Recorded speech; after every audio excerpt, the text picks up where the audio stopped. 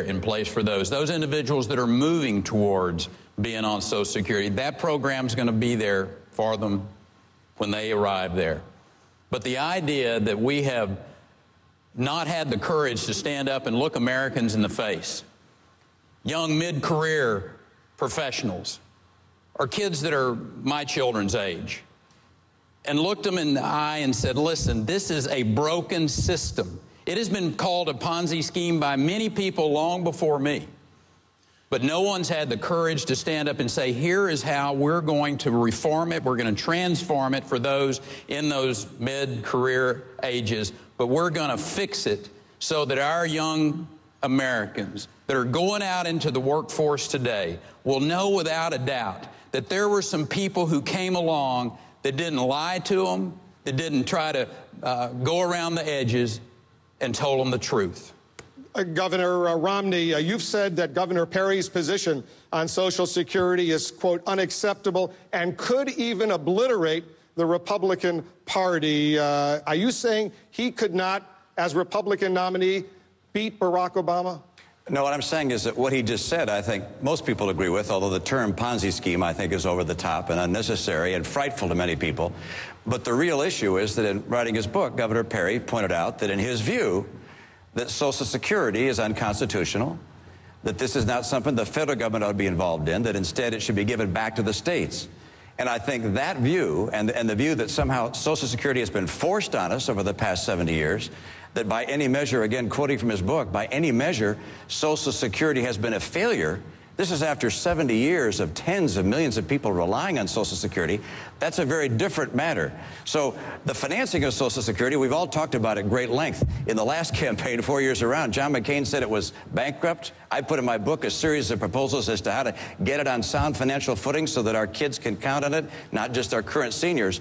But the real question is, does Governor Perry continue to believe that Social Security should not be a federal program, that it's unconstitutional, and it should be returned to the states? Or is he going to retreat from that view? Let's let Governor Perry respond. You have 30 seconds. If what you're trying to say is that back in the 30s and the 40s that the federal government made all the right decisions, I disagree with you. And it's time for us to get back to the Constitution and a program that's been there 70 or 80 years. Obviously, we're not going to take that program away. But for people to stand up and support what they did in the 30s or what they're doing in the 2010s is not appropriate for America. But the question is, do you still believe that Social Security should be ended as a federal program, as you did 6 months ago when your book came out, and returned to the states? Or do you want to retreat from that? I think we ought to have a conversation. We're having that right now, Governor. Yes, sir. If you'll let me we're finish, running for president. I'll finish this conversation. But the issue is, are there ways to move the states into Social Security for state employees or for retirees? We did it in the state of Texas back in the 1980s. I think those types of thoughtful conversations with America, rather than trying to scare seniors like you're doing and other people, it's time to have a legitimate conversation in this country about how to fix that program where it's not bankrupt and our children actually know that there's going to be a retirement program there for them. Governor, the term Ponzi scheme is what scared seniors, number one. And number two, suggesting that Social Security should no longer be a federal program and return to the states and unconstitutional is likewise frightening. Look, there are a lot of very bright people who agree with you. And that's your view. I happen to have a different one. I think that Social Security is an essential program, that we should change the way we're funding it to make sure. Criminal. You said if people did it in the private sector, it would be called criminal. That's in your book. Yeah, what I said was.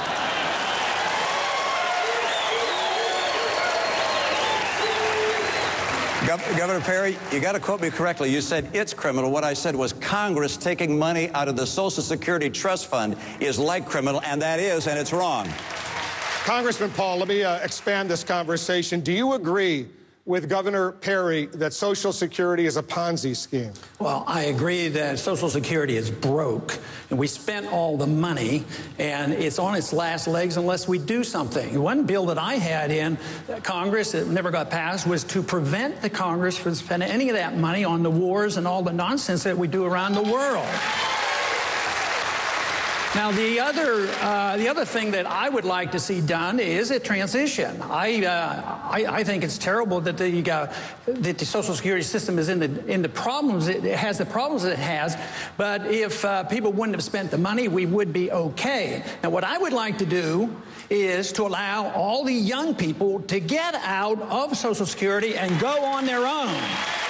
Now, the big question is how would the funding occur? All right, hold that thought for a minute, because I want Herman Cain to get involved. Are you with Governor Perry that Social Security is a Ponzi scheme?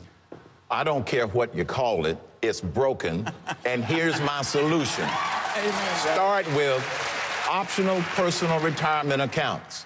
In 1981, the Galveston County employees, they opted out because that was a very short window of opportunity. They took it. Today, when people retire in Galveston County, Texas, they retire making at least 50% more than they would ever get out of Social Security. Secondly, allow younger workers to have personal retirement accounts as an option. Now, to answer this gentleman's question, current seniors will not be affected. It's to give the option to the younger workers. The Galveston County model worked, and it also worked in the small country of Chile. Instead of giving it to the states, let's give it back to the workers. That's what personal retirement accounts would do. Governor Huntsman, when it comes to reforming Social Security, is anything from your perspective off the table? I don't think anything should be off the table, except maybe some of the drama that's playing out here on this floor today. I mean, to hear these two go at it over here, it's almost incredible. You've got Governor Romney, who called it a fraud in his book, No Apology. I don't know if that was written by Kurt Cobain or not. And then you've got Governor Perry, who's calling this a Ponzi scheme. All I know, Wolf, is that we're frightening the American people who just want solutions. And this party isn't going to win in 2012 unless we get our act together and fix the problem. We all know that we've got entitlement problems. We've got Medicare. We've got Social Security. The fixes are there. I mean, the Ryan plan is there, for heaven's sake. We've got the answers. We don't have leadership. That's the problem. Speaker Gingrich, would you raise the retirement age for Social Security recipients? No, not necessarily. But let me start with, I'm not particularly worried about Governor Perry and Governor Romney frightening the American people when President Obama scares them every single day. This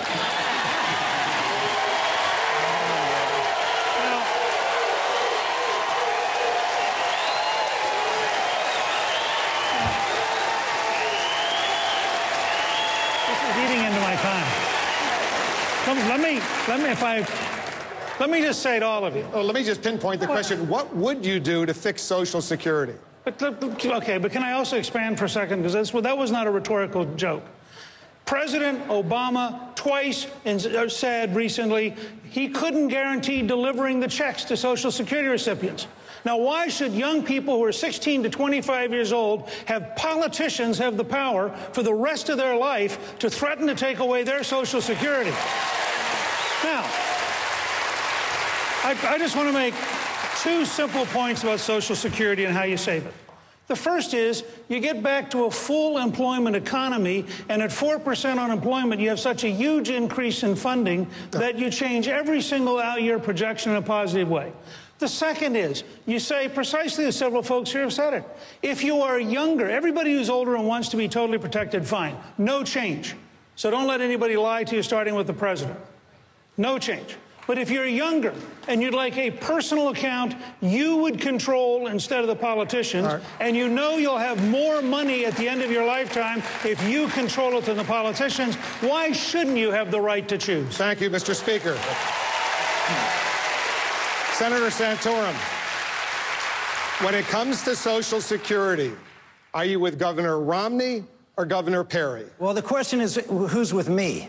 Because I've been out here talking about, you want to talk about courage to tell the truth, Governor?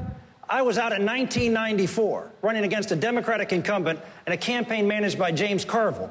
And I went out and talked about Social Security reform. Why? Because I knew this day was coming. And I had the courage to go out and say Social Security is in trouble. And I told a group of young people at LaSalle University that we needed to do something like raising the retirement age. They ran that on TV for 3 weeks prior to the election in the second oldest per capita state in the country. And I still won the election. Why? because the people of Pennsylvania wanted someone who had the courage to tell them the truth. And I had the courage to tell them the truth. And what I've done since I was in the United States Senate is every year I proposed, I went in fact with Bill Clinton in 1997 on the first bipartisan Social Security town hall meeting, and I was the spokesperson.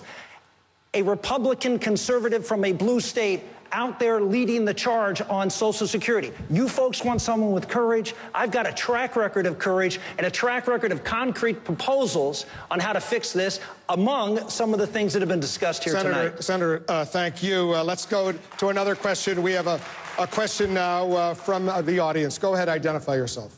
Hi, my name is Dr. Bridget Melson with the Pleasanton Tea Party. Good to be here. My question for you is, what is your plan to balance the budget and get this spending under control so that my children's share of the debt is erased without compromising my retired mother's already tenuous financial future? Good question. Let me ask Speaker Gingrich to respond, and I'll sort of paraphrase it. How do you do that? How do you protect seniors, balance the budget? So much of the budget goes for defense and entitlements like Social Security, Medicare. But that's just a Washington mythology. And anybody who knows anything about the federal government knows that there's such an enormous volume of waste that if you simply had a serious all-out effort to modernize the federal government, you would have hundreds of billions of dollars of savings falling out. Let me say, I helped balance the budget for 4 straight years. So this is not a theory. Rick and I were working together on this. This is not a theory. You voted for it. So we can balance the federal budget. But let me start with, all of you should go to Strong America Now, which is a group that believes if you modernize the federal government, you save $500 billion a year. Now, check and see whether the super committee of 12, in their august power, is willing to sit down with that group and actually learn how to be smart rather than cheap and actually modernize the federal government. One example. The federal government is such a bad manager of money that somewhere between $70 and $120 billion a year in Medicare and Medicaid is paid to crooks. We wrote a book several years ago called Stop Paying the Crooks. I thought it was pretty obvious, even for Washington. So I would start to balance the budget by stop paying the crooks, not by cheating honest Americans. Senator Santorum, staying on the issue of spending, budget deficits, you voted for the prescription drug benefits for seniors when you were in the United States Senate, costing about $1 trillion. If you had to do it over again, you wouldn't vote for that. But if you were president of the United States, would you repeal prescription drug benefits for seniors under Medicare? I think we have to keep a prescription drug component, but we have to pay for it. In other words, we have to have a program that is funded. Now, the reason that program has actually worked well is it's come in 40% under budget, because it's a program that uses private sector insurance, not government-run, one-size-fits-all health care. If we do that for the rest of Medicare, which is what the Ryan proposal suggests, and something that I proposed, again, years ago, had the courage to go out and lead on this issue, then we would be able to have a prescription drug program, and we'd be able to have Medicare that you choose. The idea that unless we have a government-run, one-size-fits-all Medicare program, that's throwing grandma off a cliff, is Washington think, is people who think in Washington, this president, who believes that they know better than you how to run your life and how to purchase your health care. I trust you. I trust the American people. That is the greatness of our country. Thank you, Senator. Governor Perry, it was President Bush who pushed for prescription drug benefits for seniors, not President Obama. It was President Bush who pushed for prescription drug benefits for seniors. The question to you, if you were president, it's not a difficult question, would you vote to eliminate, to repeal those prescription drug benefits for seniors under Medicare? No, it's a $17 trillion hole that we have in our budget we've got to deal with, and I think that's the issue of how do you find the savings and still deliver the services. For instance, in the state of Texas, we combined a substantial amount of our health and human services from 10 down to 5 agencies. We put an Office of Inspector General into place, and we saved over $5.3 billion, Newt, just by finding the waste and the fraud in Texas state government. I'm thinking there might be more waste and fraud in the federal government even than there is in the Texas Governor, government. Just to be precise, if you were president, you wouldn't repeal prescription drug benefits for seniors under Medicare? That's what I said when I started the conversation. Okay, just want to be precise on that, Governor. Governor Romney, what about you? I wouldn't repeal it. I'd reform Medicare. and reform Medicaid and reform Social Security to get them on a sustainable basis, not for current retirees, but for those in their 20s and 30s and early 50s. But the key to balancing the budget, and we talk about all the waste in government and the inefficiency, and having spent 25